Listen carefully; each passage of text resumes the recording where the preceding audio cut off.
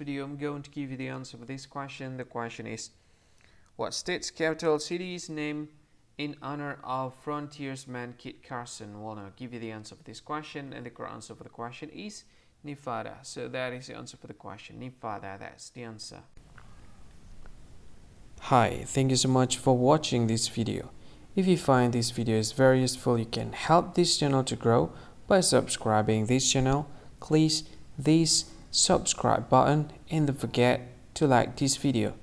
And if you find this video is not really good, or you don't really like this video, or you kind of feel that it's a little bit offensive or something like that, you can click this one, dislike button. You can do that anyway.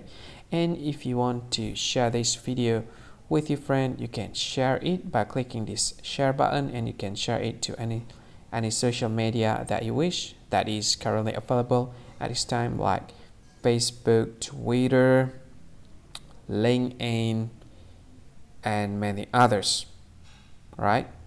And if you want to add this video to your playlist, you can click this one. You can watch this video later, and you can find more options by clicking these three dots.